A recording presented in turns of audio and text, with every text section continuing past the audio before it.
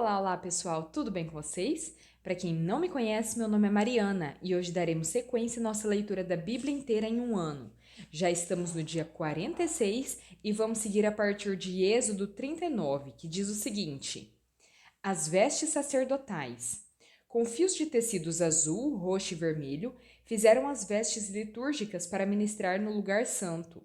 Também fizeram as vestes sagradas de Arão, como o Senhor tinha ordenado a Moisés. O colete sacerdotal. Fizeram um colete sacerdotal de linho fino trançado e de fios de ouro e de fios de tecidos azul, roxo e vermelho, e bateram o ouro em finas placas, das quais cortaram fios de ouro para serem bordados no linho fino com os fios de tecidos azul, roxo e vermelho, trabalho artesanal. Fizeram as ombreiras para o colete sacerdotal, atadas às suas duas extremidades, para que pudessem ser amarradas. O cinturão e o colete, por ele preso, foram feitos da mesma peça. O cinturão também foi feito de linho fino trançado, de fios de ouro e de fios de tecidos azul, roxo e vermelho, como o Senhor tinha ordenado a Moisés. Prenderam as pedras de ônix em filigranas de ouro e nelas gravaram os nomes dos filhos de Israel, como um lapidador grava um selo. Então as costuraram nas ombreiras do colete sacerdotal, como pedras memoriais para os filhos de Israel, como o Senhor tinha ordenado a Moisés. O peitoral. Fizeram o peitoral, trabalho artesanal, como o colete sacerdotal, de linho fino trançado, de fios de ouro e de fios de tecidos azul, roxo e vermelho. Era quadrado, com um palmo de comprimento e um palmo de largura, dobrado em dois.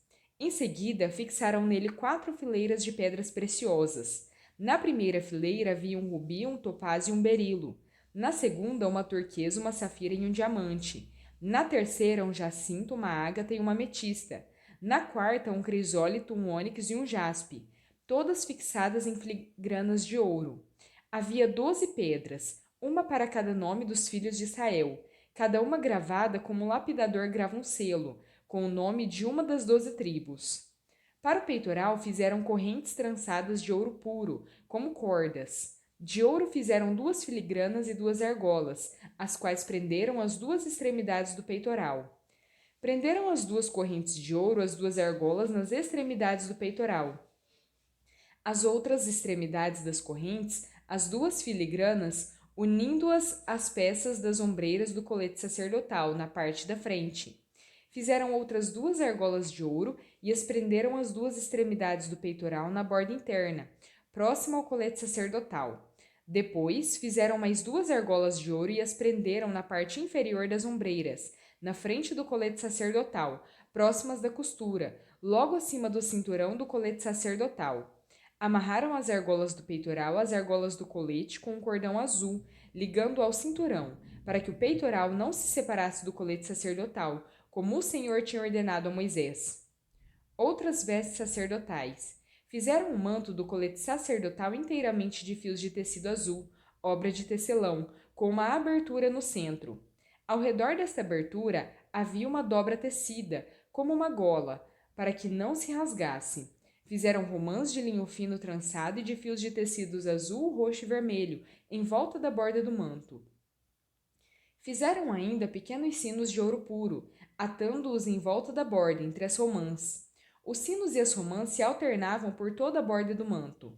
Tudo feito para ser usado ao se ministrar, como o Senhor tinha ordenado a Moisés. Para Arão e seus filhos fizeram de linho fino as túnicas, obra de tecelão, o turbante, os gorros e os calções, de linho fino trançado. O cinturão também era de linho fino trançado e de fios de tecidos azul, roxo e vermelho, obra de bordador, como o Senhor tinha ordenado a Moisés. Fizeram de ouro puro o diadema sagrado e gravaram nele como se grava um selo, consagrado ao Senhor. Depois usaram um cordão azul para prendê-lo na parte de cima do turbante, como o Senhor tinha ordenado a Moisés. A condução do trabalho. Assim foi encerrada toda a obra do tabernáculo, a tenda do encontro. Os israelitas fizeram tudo conforme o Senhor tinha ordenado a Moisés. Então, trouxeram o tabernáculo a Moisés, a tenda e todos os seus utensílios, os ganchos, as molduras, os travessões, as colunas e as bases, a cobertura de pele de carneiro tingida de vermelho, a cobertura de couro e o véu protetor. a arca da aliança com suas varas e a tampa, a mesa com todos os seus utensílios e os pães da presença, o candelabro de ouro puro com a sua fileira de lâmpadas e todos os seus utensílios e o óleo para iluminação, o altar de ouro, o óleo da unção, um incenso aromático e a cortina de entrada para a tenda, o altar de bronze com a sua grelha, suas varas e todos os seus utensílios, a bacia sua base, as cortinas externas do pátio com as suas colunas e bases e a cortina para a entrada do pátio, as cordas e estacas da tenda do pátio, todos os utensílios para o tabernáculo, a tenda do encontro e as vestes litúrgicas para ministrar no lugar santo, tanto as vestes sagradas para Arão, sacerdote, como as vestes de seus filhos, para quando servissem como sacerdotes. Os israelitas fizeram todo o trabalho conforme o Senhor tinha ordenado a Moisés. Moisés inspecionou a obra e viu que tinham feito tudo como o Senhor tinha ordenado. Então Moisés os abençoou. Êxodo 40. O tabernáculo é armado. Disse o Senhor a Moisés: Arme o tabernáculo, a tenda do encontro, no primeiro dia do primeiro mês. Coloque nele a arca da aliança e proteja-a com véu. Traga a mesa e arrume sobre ela tudo que lhe pertence. Depois, traga o candelabro e coloque as suas lâmpadas. Põe o altar de ouro para o incenso diante da arca da aliança e coloque a cortina à entrada do tabernáculo. Coloque o altar dos holocaustos em frente da entrada do tabernáculo, da tenda do encontro. Põe a bacia entre a tenda do encontro e o altar e encha-a de água. Arme ao seu redor o pátio e coloque a cortina na entrada do pátio. Unja com óleo da unção o tabernáculo e tudo que nele há. Consagre-o com ele tudo que lhe pertence, e ele será sagrado. Depois, unja o altar dos holocaustos e todos os seus utensílios. Consagre o altar e ele será santíssimo. Unja também a bacia com a sua base e consagre-a. Traga Arão e seus filhos à entrada da tenda do encontro e mande-os lavar-se. Vista depois Arão com as vestes sagradas. Unja-o e consagre-o para que me sirva como sacerdote. Traga os filhos dele e vista-os com túnicas. Unja-os como você ungiu o pai deles, para que me sirvam como sacerdotes. A unção deles será para um sacerdócio perpétuo, geração após geração. Moisés fez tudo como o Senhor lhe havia ordenado. Assim, o tabernáculo foi armado no primeiro dia do primeiro mês do segundo ano. Moisés armou o tabernáculo, colocou as bases em seus lugares, armou as molduras, colocou as vigas e levantou as colunas. Depois, estendeu a tenda sobre o tabernáculo e colocou a cobertura sobre ela, como o Senhor tinha ordenado. Colocou também as tábuas da aliança na arca, fixou nelas varas e pôs sobre ela a tampa.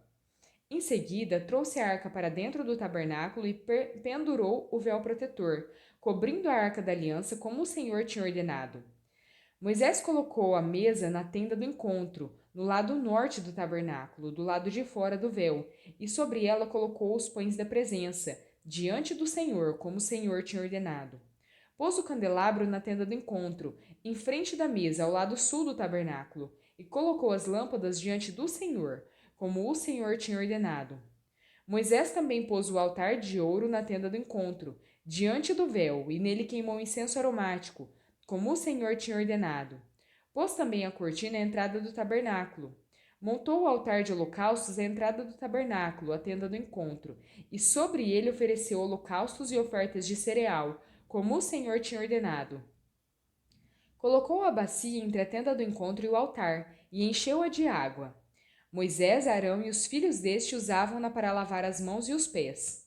Sempre que entravam na tenda do encontro e se aproximavam do altar, eles se lavavam, como o Senhor tinha ordenado a Moisés. Finalmente, Moisés armou o pátio ao redor do tabernáculo e colocou a cortina à entrada do pátio. Assim, Moisés terminou a obra. A glória do Senhor, o guia de Israel. Então, a nuvem cobriu a tenda do encontro, e a glória do Senhor encheu o tabernáculo. Moisés não podia entrar na tenda do encontro, porque a nuvem estava sobre ela, e a glória do Senhor enchia o tabernáculo. Sempre que a nuvem se erguia sobre o tabernáculo, os israelitas seguiam viagem, mas se a nuvem não se erguia, eles não prosseguiam. Só partiam no dia em que ela se erguia. De dia a nuvem do Senhor ficava sobre o tabernáculo, e de noite havia um fogo na nuvem, à vista de toda a nação de Israel, em todas as suas viagens. Marcos 1. Princípio do Evangelho de Jesus Cristo, Filho de Deus, conforme está escrito no profeta Isaías. Enviarei à tua frente o meu mensageiro, ele preparará o teu caminho. Voz do que clama no deserto, preparem o caminho para o Senhor, façam veredas retas para ele. Assim, surgiu João, batizando no deserto e pregando um batismo de arrependimento para o perdão dos pecados. A ele vinha toda a região da Judeia e todo o povo de Jerusalém. Confessando os seus pecados, eram batizados por ele no Rio Jordão. João vestia roupas feitas de pelos de camelo, usava um cinto de couro e comia gafanhotos e mel silvestre. E esta era sua mensagem: depois de mim, vem alguém mais poderoso do que eu, tanto que não sou digno nem de curvar-me e desamarrar as correias das suas sandálias. Eu os batizo com água, mas ele os batizará com o Espírito Santo. Naquela ocasião, Jesus veio de Nazaré da Galileia e foi batizado por João no Jordão. Assim que saiu da água, Jesus viu o céu se abrindo e o Espírito descendo como pomba sobre ele. Então veio dos céus uma voz: Tu és o meu filho amado, de ti me agrado. Logo após, o Espírito o impeliu para o deserto. Ali esteve 40 dias, sendo tentado por Satanás. Estava com os animais selvagens e os anjos o serviam. Depois que João foi preso, Jesus foi para a Galileia, proclamando as boas novas de Deus. O tempo é chegado, dizia ele. O reino de Deus está próximo. Arrependam-se e creiam nas boas novas. Andando à beira do mar da Galileia, Jesus viu Simão e seu irmão André lançando redes ao mar, pois eram pescadores. E disse Jesus: Sigam-me e eu os farei pescadores de homens. No mesmo instante, eles deixaram as suas redes e o seguiram. Indo um pouco mais adiante, viu num barco Tiago, filho de Zebedeu, e João, seu irmão, preparando as suas redes. Logo os chamou e eles o seguiram, deixando seu pai, Zebedeu, com os empregados no barco. Eles foram para Cafarnaum, e logo que chegou o sábado, Jesus entrou na sinagoga e começou a ensinar. Todos ficavam maravilhados com o seu ensino, porque ele ensinava como alguém que tem autoridade, e não como os mestres da lei.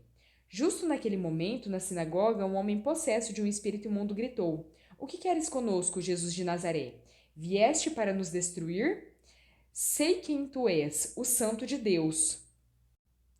Cale-se, saia dele, repreendeu Jesus. O espírito imundo sacudiu o homem violentamente e saiu dele gritando. Todos ficaram tão admirados que perguntavam uns aos outros: O que é isto? Um novo ensino e com autoridade. Até aos espíritos imundos ele dá ordens e eles lhe obedecem. As notícias a seu respeito se espalharam rapidamente por toda a região da Galileia. Salmo 35. Defende-me, Senhor, dos que me acusam. Luta contra os que lutam comigo. Toma os escudos, o grande e o pequeno. Levanta-te e vem socorrer-me. Empunha a lança e o machado de guerra contra os meus perseguidores. Disse a minha alma: Eu sou a sua salvação. Sejam humilhados e desprezados os que procuram matar-me. Retrocedam envergonhados aqueles que tramam a minha ruína. Que eles sejam como a palha ao vento, quando o anjo do Senhor os expulsar. Seja a vereda deles sombria e escorregadia, quando o anjo do Senhor os perseguir. Já que, sem motivo, prepararam contra mim uma armadilha oculta, e, sem motivo, abriram uma cova para mim, que a ruína lhes sobrevenha de surpresa. Sejam presos pela armadilha que prepararam. Caiam na cova que abriram, para sua própria ruína. Então a minha alma exultará no Senhor, e se regozijará na sua salvação. Todo o meu ser exclamará: Quem se compara a ti, Senhor? Tu livras os necessitados daqueles que são mais poderosos do que eles. Livra os necessitados e os pobres daqueles que os exploram. Testemunhas maldosas enfrentam-me e questionam-me sobre coisas de que nada sei. Elas me retribuem o bem com o mal e procuram tirar minha vida. Contudo, quando estavam doentes, usei vestes de lamento, humilhei-me com jejum e recolhi-me em oração. Saí vagueando e pranteando, como por um amigo ou por um irmão. Eu me prostrei enlutado, como quem lamenta por sua mãe. Mas, quando tropecei, eles se reuniram alegres, sem que eu soubesse, ajuntaram-se para me atacar. Eles me agrediram sem cessar, como ímpios caçoando do meu refúgio, rosnando contra mim. Provérbios 9, versículos 11 e 12. Pois por meu intermédio seus dias serão multiplicados, e o tempo da sua vida se prolongará. Se você for sábio, o benefício será seu. Se for zombador, sofrerá as consequências. Bom, pessoal, terminamos por aqui a nossa leitura. Se vocês gostaram, deixem o seu like e compartilhem esse vídeo com outras pessoas que vocês gostariam que conhecessem a palavra também. Muito obrigada, fique com Deus e até a próxima!